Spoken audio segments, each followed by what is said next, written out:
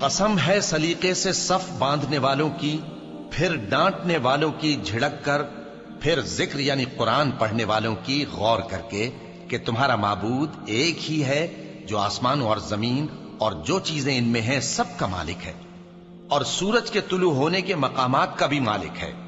بے شک ہم ہی نے آسمان دنیا کو ستاروں کی زینت سے سجایا اور ہر شیطان سرکش سے اس کی حفاظت کی کہ اوپر کی مجلس کی طرف کان نہ لگا سکیں، اور ہر طرف سے ان پر انگارے پھینکے جاتے ہیں یعنی وہاں سے نکال دینے کو، اور ان کے لیے ہمیشہ کا عذاب ہے۔ ہاں، جو کوئی فرشتوں کی کسی بات کو چوری سے جھپٹ لینا چاہتا ہے تو جلتا ہوا انگارہ اس کے پیچھے لگ جاتا ہے۔ تو ان سے پوچھو کہ ان کا بنانا مشکل ہے یا جتنی خلقت ہم نے بنائی ہے اس کا؟ انہیں ہم نے چپکنے والے گارے سے بنایا ہے۔ ہاں، تم تو تعجب کرتے ہو اور یہ مذاق اڑاتے ہیں، اور جب ان کو نصیحت کی جاتی ہے تو نصیحت قبول نہیں کرتے، اور جب کوئی نشانی دیکھتے ہیں تو ٹھٹھے کرتے ہیں اور کہتے ہیں کہ یہ تو کھلا جادو ہے۔ بھلا جب ہم مر گئے اور مٹی اور ہڈیاں ہو گئے تو کیا پھر اٹھائے جائیں گے؟ اور کیا ہمارے باپ دادا بھی جو پہلے ہو گزرے ہیں؟ کہہ دو کہ ہاں، اور تم لوگ ذلیل ہوگے۔ بس وہ تو ایک زور کی آواز ہوگی اور یہ اسی وقت دیکھنے لگیں گے اور کہیں گے ہائے کمبختی ہماری، یہی جزا کا دن ہے۔ کہا جائے گا کہ ہاں، وہی فیصلے کا دن جس کو تم جھوٹ سمجھتے تھے۔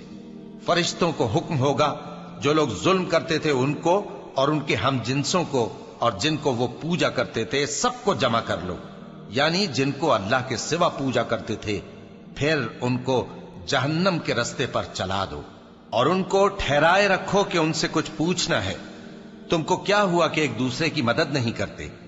اصل بات یہ ہے کہ آج یہ لوگ اپنی غلطی تسلیم کر رہے ہیں اور وہ ایک دوسرے کی طرف رخ کر کے سوال و جواب کریں گے۔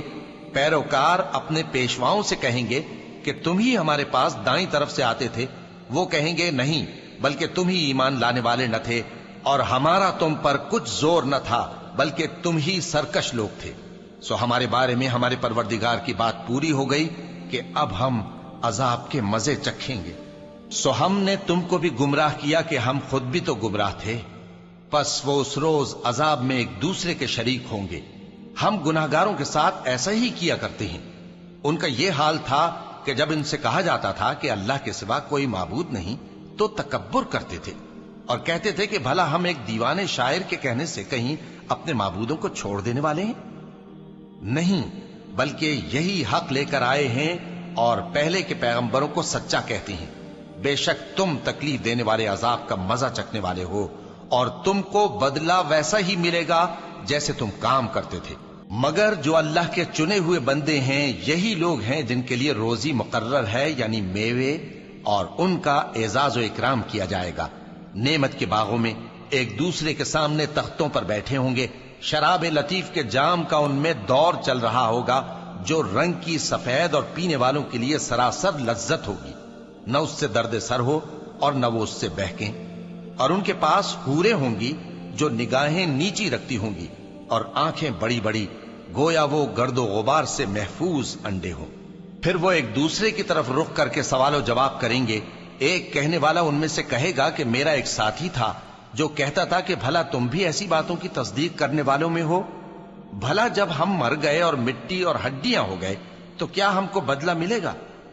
اللہ کہے گا کہ بھلا تم اسے جھانک کر دیکھنا چاہتے ہو؟ پھر وہ جھانکے گا تو اس کو بیچ دوزخ میں دیکھے گا، کہے گا کہ اللہ کی قسم تو مجھے بھی ہلاک کرنے لگا تھا، اور اگر میرے پروردگار کی مہربانی نہ ہوتی تو میں بھی ان میں ہوتا جو عذاب میں حاضر کیے گئے ہیں۔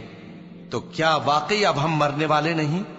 ہاں، جو پہلی بار مرنا تھا سو مر چکے، اور ہمیں عذاب بھی نہیں ہونے کا۔ بے شک یہی تو بڑی کامیابی ہے